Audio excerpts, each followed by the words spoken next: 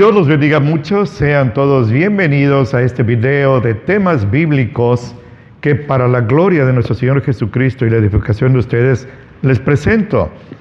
Miren, cuando me convertí hace 44 años, leí por primera vez un tema del cual hoy les quiero hablar, más bien un personaje del cual les quiero hablar. Es un personaje, una historia cautivadora en el más puro sentido de la palabra. Nos abraza este tema. Quisiera que cada uno de ustedes pues dejara lo que está haciendo y se concentrara. Desde niño aprendí un dicho que es el siguiente: no se puede tener todo en la vida. Esto pues hemos comprobado que es verdad, no se puede tener todo en la vida. Y el personaje de quien hoy les quiero compartir, pues era alguien que tenía todo en la vida, pero como no se puede tener todo en la vida, tenía un problema. Hoy quiero hablar con ustedes, en lo que el Señor me permita, de Naamán, el sirio. Para ello, los invito a buscar el Segundo de Reyes, capítulo 5. En su versículo 1, Segundo de Reyes 5:1, así está escrito: Naamán, general del ejército del rey de Siria, era gran varón delante de su señor y era tenido en alta estima, porque por medio de él había dado Jehová salvamento a la Siria. Este hombre era valeroso en extremo, pero, ahí está el pero, era leproso. ¡Qué desgracia tan grande! Las virtudes de Naamán, pues ahí están. En primera, no era un soldado raso, era un general, era el número 1 en la cuestión militar de Siria. Era un gran varón, o un varón grande, dice la versión 60. Era tenido en alta estima. Su rey, seguramente Ben-Hadad, lo tenía en gran estima. ¿Por qué? Porque Naamán había logrado victorias para Siria, porque Dios, fíjese, lo usaba. Me acuerdo cuando Elías va al arroyo de Kerit después de degollar a los 450 sacerdotes de Baal, y el Señor lo alimenta con cuervos, que en Levítico 11 aparecen como animales inmundos. El Señor usó animales inmundos para alimentar a su profeta. Pues aquí usó a Naamán. Además, era en la batalla valeroso en extremo. Hoy hablaba con alguien de cómo los generales, los grandes genios militares, mandan así como carne de cañón a miles y cientos de miles a morir, mientras ellos están en sus oficinas con climas, secretarias bonitas, su cafecito, música. Sí, qué bonito, ¿no? Cualquiera así. No, estos iban a la batalla. Y en la batalla este hombre era valiente en extremo. Permítame una palabra: valientísimo. Así era Naamán. Pero tenía lepra. La lepra, en tiempos bíblicos, tenía 4 características. 1, era incurable. 2, era extremadamente contagiosa. 3, era mortal. 4, producía repugnancia, asco al que estaba al lado de un leproso. Nadie quería estar allí. Pero para los hebreos había una 5ª característica. La lepra era tenida como un castigo divino. Claro, Naamán era un pagano, él no era hebreo. Pero este hombre, con tantas virtudes, y ese único defecto, en una de las incursiones militares venció a un lugar hebreo y se trajo de esclava a una jovencita judía. Y la jovencita, como se dice o se decía antes, era criada en la casa de Naamán el sirio. Era criada en la casa de Naamán el sirio. Y ella podía haber dicho: pues este hombre me arrancó de mi familia, quizá mató a sus padres. qué bueno que está el leproso, que se muera, para que me sacó de mi ciudad y me tiene aquí de esclava. Pero no era así. Esta mujer, esta jovencita era virtuosa. Y esta mujer sintió compasión por aquel que le había hecho tanto daño. Entonces, al ver la situación tan desgraciada en el más puro sentido de la palabra, no es un insulto, sino que vivía en desgracia, le dijo a su ama, no se atrevió a hablarle a él, y le dijo, fíjese, quiero compartirle textualmente lo que le dijo. En el versículo 3 del segundo de Reyes 5, así está escrito. Ella le dijo a su señora, la esposa de Naamán, si rogara a mi señor Naamán, al profeta que está en Samaria, la capital del reino del norte, él lo sanaría de su lepra. Fíjese cuánto amor. Ahí hay una lección. Usted y yo diríamos, sí, que se muera, se lo merece. Esa jovencita no era como usted y yo. Y además tenía fe. Ella sabía quién era el profeta, Eliseo. Simplemente tenía un título, el varón de Dios, el sucesor dignísimo del profeta Elías en el ministerio. Pero dice ella con fe, él, Eliseo, lo sanaría de su lepra. ¿Qué habrá visto ella hacer a Eliseo cuando estaba libre allá en su tierra? No dijo que vaya y a ver qué puede hacer el profeta. Él lo va a sanar. Y lo hermoso de este pasaje es que tanto la mujer, su ama, la esposa de Naamán, como Naamán lo creyeron. Mire, la mujer va y se lo dice a su esposo. Y su esposo lo cree. No dice, ¿qué me van a enseñar de sanadores? ¿Y quién es esta esclava? Satanás dijo una gran verdad, hablando de Job, se lo dijo a Dios. Piel por piel. Todo lo que el hombre tiene, dará con tal de salvar su alma o su vida. Claro que sí. Le dicen a alguien que está desahuciado que del otro lado del mar hay un médico que lo puede curar y tiene dinero, va y lo gasta todo. Pues Naamán así va, se presenta delante de su rey porque él tenía la puerta abierta con el rey y le dice la situación, dame permiso, dame un tiempo franco para que pueda yo ir hasta Samaria, para que me sanen. El rey, como leímos, lo tenía en alta estima. ¿Qué le iba a pedir este militar que no se lo concediera? No solo le da el permiso, le da una carta para el rey de Samaria que estaba allá, que en ese momento era Joram, y además lo llena de tesoro, lo habitualla, joyas, kilos de oro, kilos de plata, ropa carísima de la tela más cara, púrpura, lo que haya sido, lino fino, lo manda así. Y Naamán hace un trayecto muy largo y se presenta delante del rey de Israel. Imagínense esta comitiva. No llegó Naamán solo, iba con una escolta militar y tenía criados, tenía siervos allí, tenía camellos, animales, caballos, lo que fuera.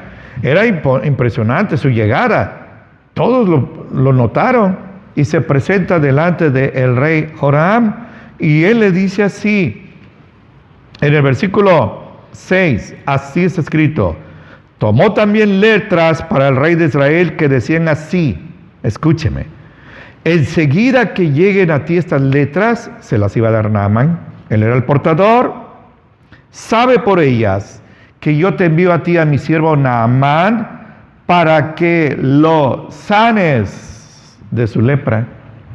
No para que le digas al profeta, sino para que tú lo sanes. Tú, rey, sánalo. Hoy estamos hablando así como unos colegas. Es una persona que tiene el mismo cargo. Los dos eran reyes. Entonces, Joram se da cuenta de esto. En primera, como Joram era judío, se da cuenta que lo está poniendo en el lugar de Dios para sanarlo. Yo no soy Dios, y se rasga la ropa. Pero también entiende que quizá sea una argucia, una trampa que le tiende Ben-Hadad para que éste no pueda sanar a su siervo Naamán y entonces le declare la guerra. Siria era muy poderosa en esa época militarmente Y entonces se rasga y empieza a gritar. Y los gritos, déjenme decir esta palabra, alborotan a toda la gente alrededor del palacio. Y van y se lo dicen al profeta Eliseo. Él tenía su casa aparte. Y le dicen eso. Y Eliseo dice, ¿por qué está gritando así? Pues por esto que pasó. Vean lo que dice Eliseo, el varón de Dios. En el versículo 8 así está escrito. Como Eliseo, el varón de Dios, ese era su título dignísimo, oyó que el rey de Israel había rasgado sus vestidos, le mandó a preguntar al rey así, ¿por qué has rasgado tus vestidos? Que venga ahora a mí, ese que te está visitando, que venga ahora a mí y sabrá que hay profeta en Israel. Note la fe de Eliseo.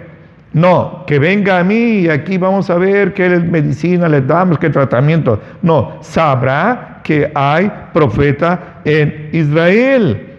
Esto nos debe dar una lección de cómo estaba la situación así en Israel y peor en Siria. Joram no era un rey que obedecía a Dios, que honraba a Dios, era un rey malo, pero aún así tiene miedo, porque sabe que lo están poniendo contra Dios. Entonces Naamán, cuando oye que Eliseo lo llama, pues trae a su escolta, su grupo militar allí, y va y se planta frente a la casa de Eliseo. Pero Naamán no pierda de vista, con toda su grandeza militar y política y social, estaba acostumbrado a recibir grandes honores. ¿Dónde iba a llegar él que la gente no se pusiera de pie y lo recibiera y le aplaudiera y se hiciera fiestas? Como eran paganos, habían sacrificios de animales en honor de Naamán. A eso él estaba acostumbrado. Su autoestima, como dicen ahora, estaba muy alta. Su ego estaba altísimo. Su orgullo y su soberbia por los cielos, así estaba. Pero mire qué impacto. Le comparto el versículo 9, los versículos 9 y 10, donde así es escrito. Y vino Naamán con sus caballos y con su carro, y se paró a las puertas de la casa de Eliseo. Estaba esperando que saliera. Entonces Eliseo le envió un mensajero. Él no se molestó en salir a atender a Naamán. ¿Quién sabe qué estaba haciendo? Pero para él era más importante que salir a atender a Naamán. Pero no lo ignoró. Le mandó un mensajero con este mensaje: ve y lávate, sumérgete, zambúllete 7 veces en el río Jordán y tu carne se te restaurará y serás limpio. Esto es autoridad divina. Esta unción no se ve ya, hermanos. Y yo quiero que usted no pierda de vista esto. El Señor tenía profetas, después los apóstoles, que hacían milagros, señales prodigiosas por el poder del Señor, que hoy no se ven. Ve y sumérgete en el río Jordán. A ver qué pasa, Naamán. No, tu lepra se curará y serás limpio. Eso es autoridad divina. ¿Y cómo cree que se siente Naamán? Acostumbrado a recibir honores. Quizás él esperaba, pues lo dijo después, yo esperaba, porque se enoja el hombre, se enoja, su orgullo, su vanidad quedan hechas trizas, porque este hombre ignorado, diría él, se atreve a humillarme así. Estoy acostumbrado a que reyes salgan a recibirme con honores, y cualquiera, ni siquiera él se dignó recibirme, sino mandó a un criado y se va. Ordena a sus soldados a ver, como se dice en España, vuelvan grupas, voltean los caballos y se va enojado. Pero más que enojado, herido en su orgullo, y se va con su lepra. Pero no pierda de vista, Naamán era muy amado. Él no era cruel. Él no era un déspota, no era un tirano, era bondadoso con sus soldados, con sus paisanos allá en Siria. Entonces los soldados van y le dicen, ¿qué estás haciendo? Me gusta mucho cómo le habla, me enternece. Padre mío, fíjense, ¿qué soldado le dice a su general hoy así, Padre mío? Padre mío, si el profeta te hubiera dicho que hicieras algo grande, como irte de rodillas 1 kilómetro, o golpearte la espalda, o sajarte con navajas, o dar dinero, ¿no lo harías? Naamán decía, allá en mi tierra, en Siria, hay ríos con aguas cristalinas, Habana, Farfar, no este río arcilloso, turbio, Jordán. Si de zambullirse se trata, pues mejor me voy allá. Padre, casi lo detiene. Obedece. Ya llevaba camino de donde está el río Jordán a donde estaba el profeta Eliseo, hay casi 40 kilómetros, imagínense, casi de aquí a Cayucan. Ya iba lejos, muy molesto, con su lepra en la piel. Padre, ahí está el río, ¿qué te cuesta? Padre, hazlo, obedece. Aquí viene lo precioso, y nosotros lo creemos. Muchas veces se usa mal la palabra increíble. No, esto es creíble. Los cristianos creemos esto, aunque para el mundo es locura.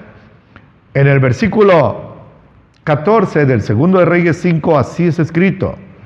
Él, Naamán, entonces descendió y se sumergió, se zambulló 7 veces en el Jordán, conforme a la palabra del varón de Dios, Eliseo. Miren, yo puedo imaginármelo. Hace poco me enviaron al celular un video de esto.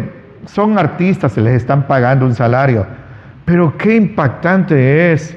Porque imagínese usted, si tú ese usted, está el río Jordán, está la ribera, hay quizá un promontorio, y ahí están los soldados custodiando a su jefe, al general tan importante, y ahí están viéndolo, y Naamán se empieza a quitar la ropa y todos ven que tiene lepra, que esto es repugnante.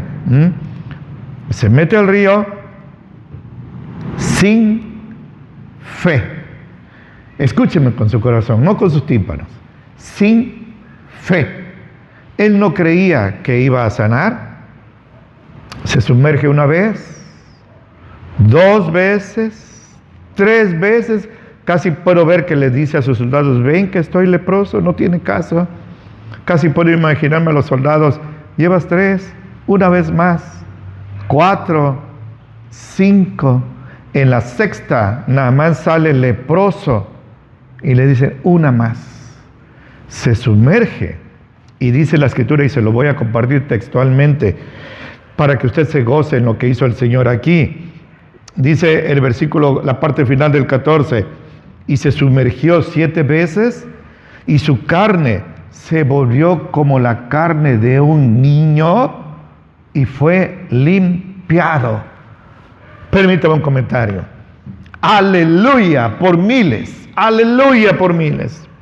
Yo trato de imaginarme la reacción de Naamán en la 6ª zambullida. Cuando él se sumerge, sale leproso. Cuando se sumerge en la 7ª, él está leproso. Pero al emerger del río Jordán, su piel como la de un bebé recién nacido, su lepra había sido quitada conforme a la palabra del varón de Dios, el profeta Eliseo.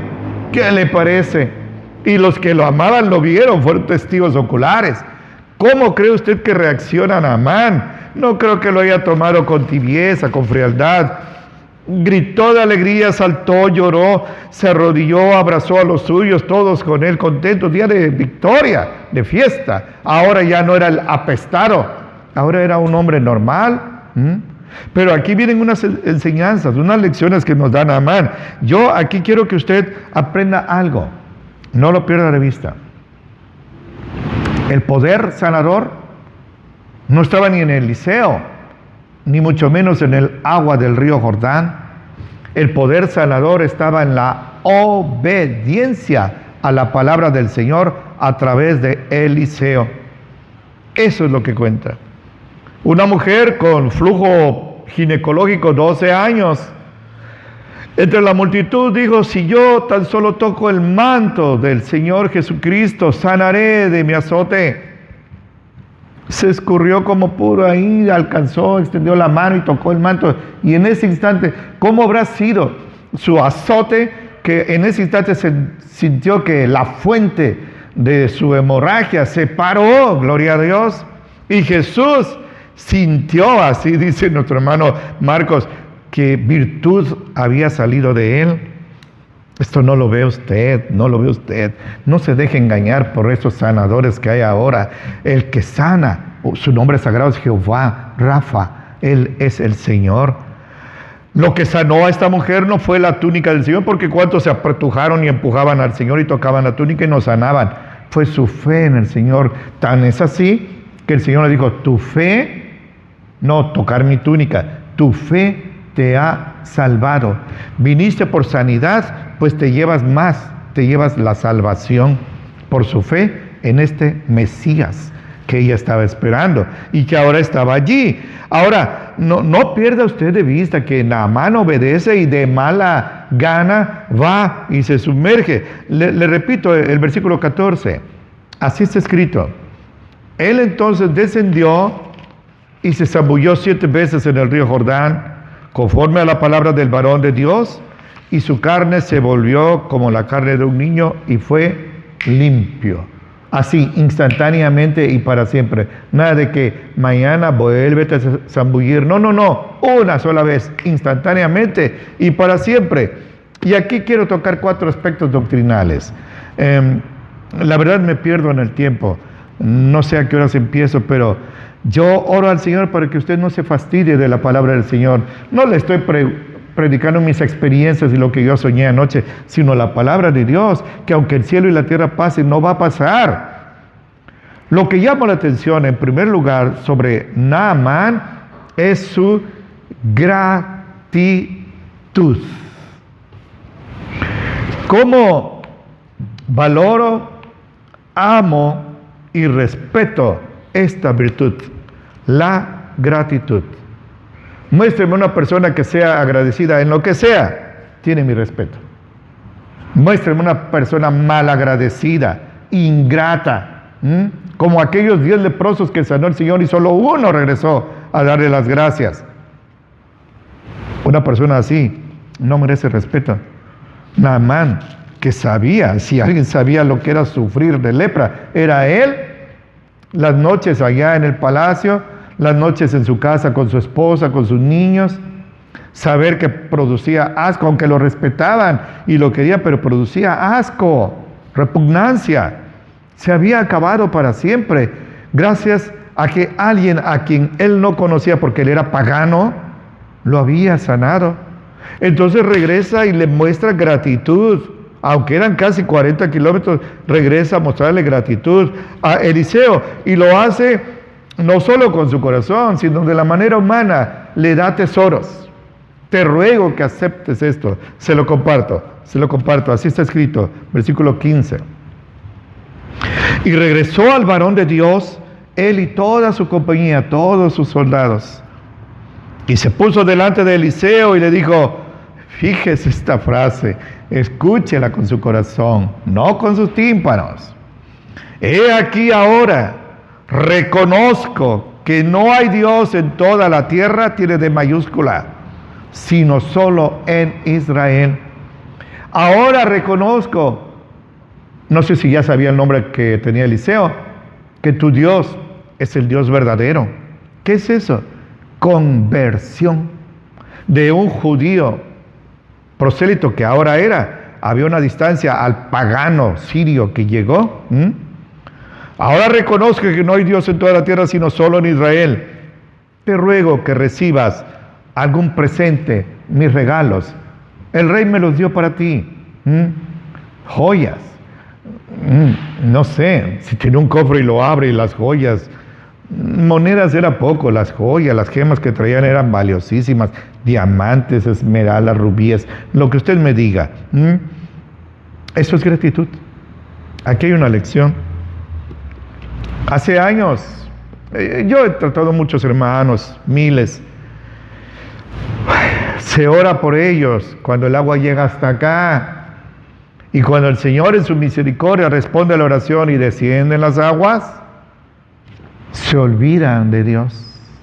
Y están pidiendo y llorando y gimiendo por un milagro, y cuando Dios se los concede, se olvidan. Si acaso, gracias Señor. Si acaso algún domingo pasan un ratito aquí al frente y dan testimonio, y Dios, estamos a mano.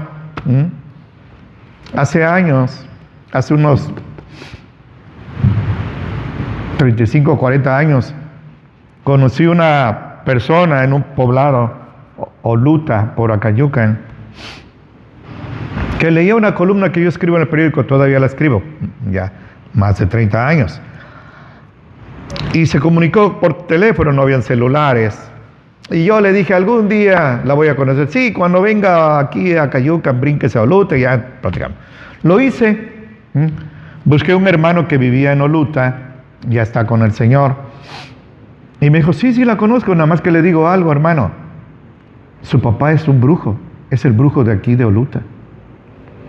Y dije, bueno, su papá, pero pues ella lee la columna y vamos a saludarla. Resultó que la conocimos, no digo su nombre, pero me dijo, pastor, le digo algo. Mi papá trabaja con Dios así como usted. Hay una diferencia abismal. El Dios de ese hombre, que ya se murió, con D minúscula, su Dios, es el diablo. Dice, y cuando le hace un rezo y un trabajo a alguien que viene a pedir ayuda, y se lo concede Dios, dice, nosotros sabemos que el diablo, un mes, diariamente, le enciende una veladora, diariamente, sin pretexto. Y yo dije, Señor, los siervos del diablo le son más agradecidos que los siervos tuyos. Un simple gracias. ¿Qué le parece? Esta es una bofetada que dan a Amán a los cristianos de ahora. Naamán muestra gratitud regresando, ofreciéndole regalos a Eliseo y además aceptando a Jehová de los ejércitos como su Dios de ahora en adelante. Él tenía dioses, Rimón, Baal, todos ellos. Segundo, que le llama la atención, el desinterés. Esto parece locura. El desinterés de Eliseo, el desprecio por esos tesoros, por los cuales miles y millones se irían de boca. Eliseo no, quizás vio cómo abrió el cobre. Están bonitas, pero a Eliseo no le interesaba. Le comparto el versículo 16 y gócese. Así está escrito. Pero Eliseo le dijo, vive Jehová, delante del cual estoy, con esa autoridad, que no lo tomaré. Ese regalo que me traes, no lo voy a tomar. En primera, no lo necesito. En segunda, el que hizo el milagro fue Dios. Ni el río Jordán, ni yo, sino Dios. Y dice que Naamán lo estuvo importunando ahí, pues dijo, te lo ruego, acéptame un regalo. Le insistió que lo tomara, pero él nunca quiso aceptarlo. Gloria a Dios. El sueño dorado de miles de predicadores, hacer un milagro, o que Dios haga un milagro por ellos y cobrarlo. Dios hace el milagro y yo los cobro. Vea usted esto. Eliseo estaba conforme con lo que Dios le daba. No carecía de nada Eliseo, los hijos de Dios no carecemos de nada. David, cuando era un ancianito, dijo, yo fui un joven, ahora envejecido, pero no he visto justo desamparado, ni a sus hijos que mendiguen el pan. ¿Qué le parece? Nuestros hijos no van a andar en los cruceros pidiendo limosnas, no.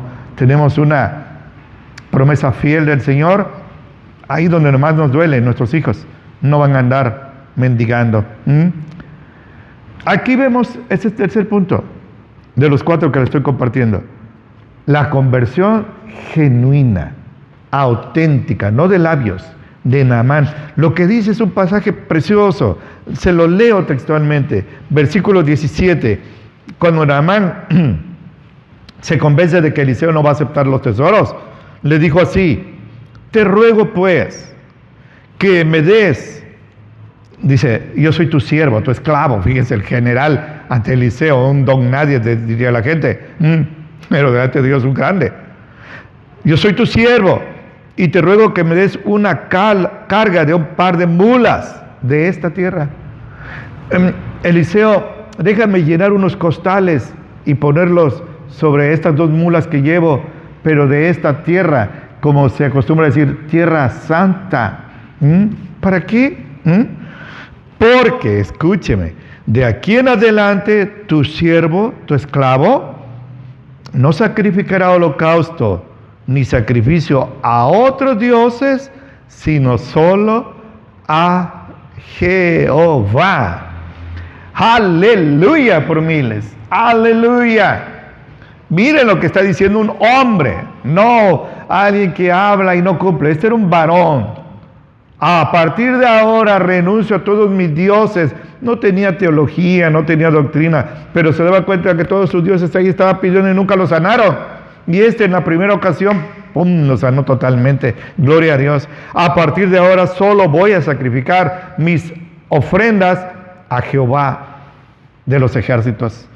Pero no lo quiero hacer en tierra pagana. Déjame llevarme un montoncito de a esta tierra. Allá haré un cuartito y pondré esta arena y ahí voy a orar, ahí voy a ofrecer sacrificio. ¡Qué hermoso! ¡Qué hermoso!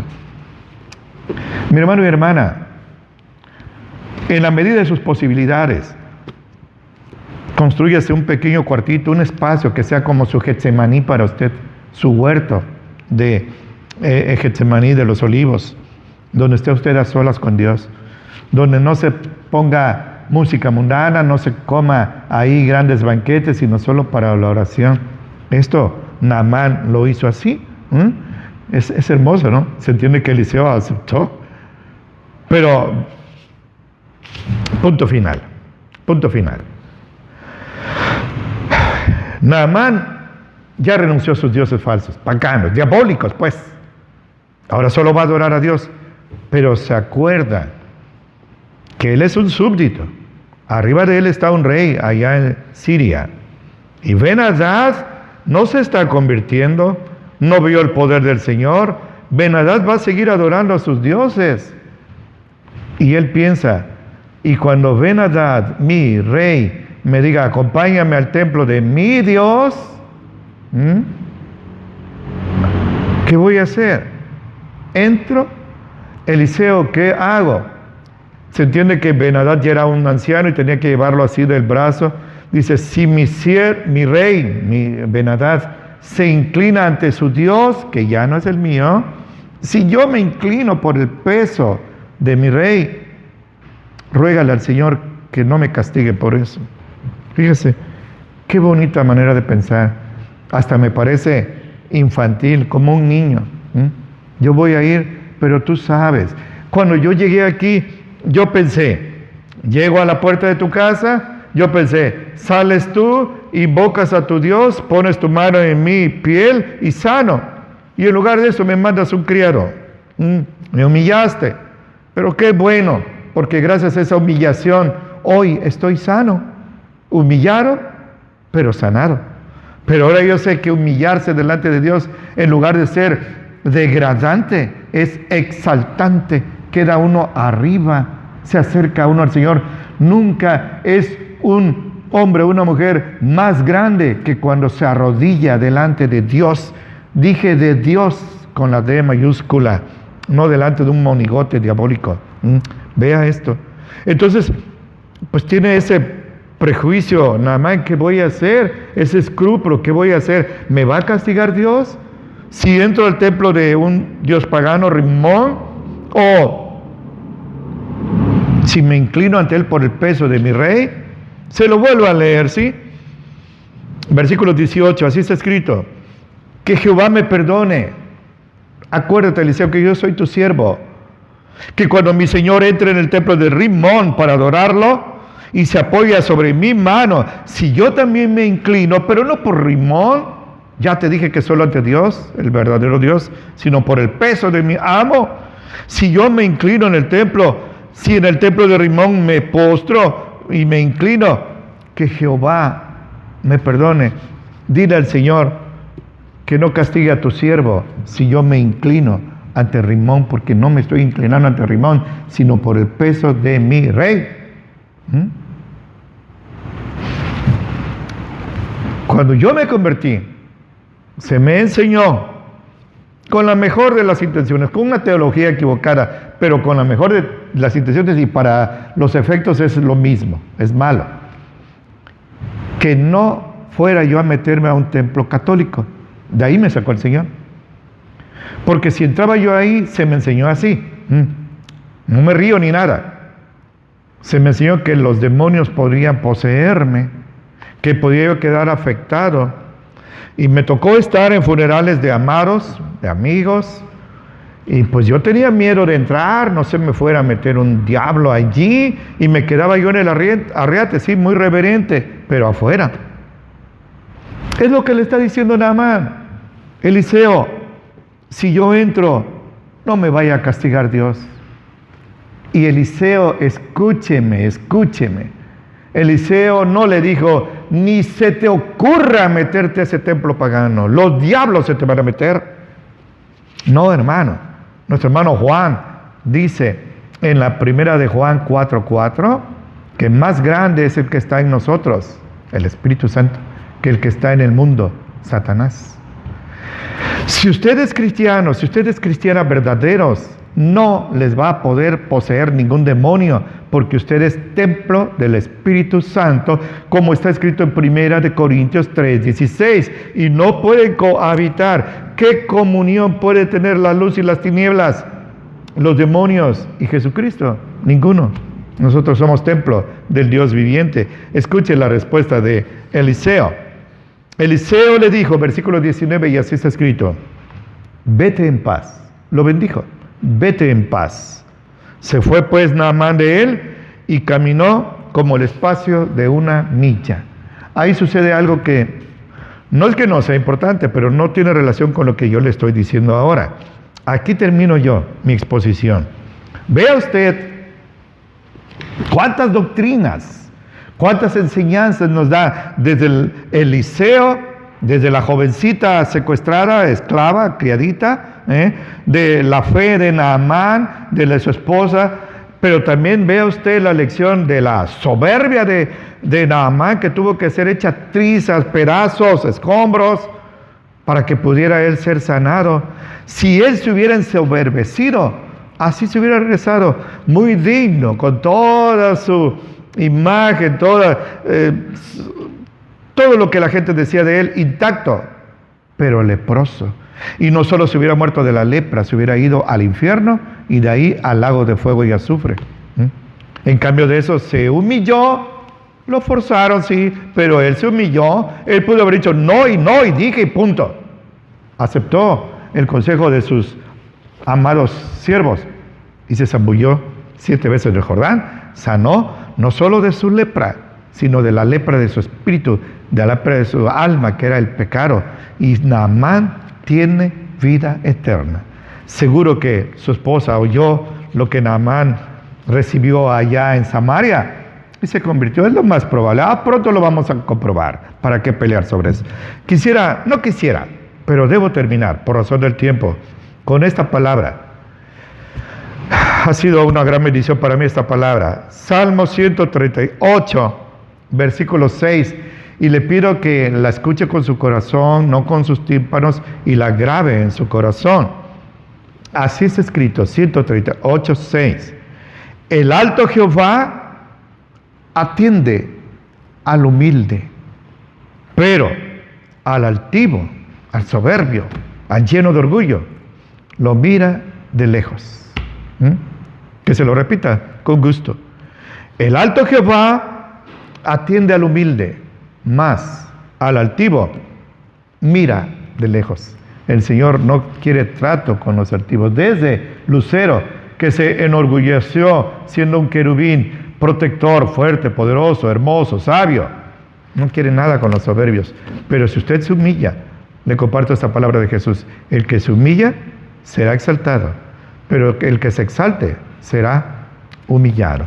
Jesús, no lo olvide, se humilló por nosotros, pero fue exaltado y se le dio un nombre sobre todo nombre, ante el cual toda rodilla se doblará y toda lengua confesará que Jesucristo es el Señor, para la gloria de Dios Padre. Mi hermano y hermana, mi amigo y amigo, ha sido un deleite para mí, un placer espiritual muy grande servirle a mi Señor y a usted que me hace el favor de escucharme. Le pido como siempre el favor que comparta estos videos. Es la única manera en que esta palabra llegue a personas que yo no conozco pero están cerca de usted, quizás su familia. Manténgase así, acurrucadito, al abrigo del Altísimo. Ore al Señor por mí, necesito mucho su oración. Haga contacto porque eso me alentaría mucho. Agradezco a los hermanos de Colombia, de Cuba, de Estados Unidos, los de México. Y pues toda la gloria es para el Señor. Así, mirándolo a los ojos, le estrecho fuertemente la mano, le doy un abrazo fracturante y le suplico al Señor que atalaye entre usted y yo ahora que nos vamos a separar, y como siempre le imploro que lo bendiga mucho en Cristo Jesús.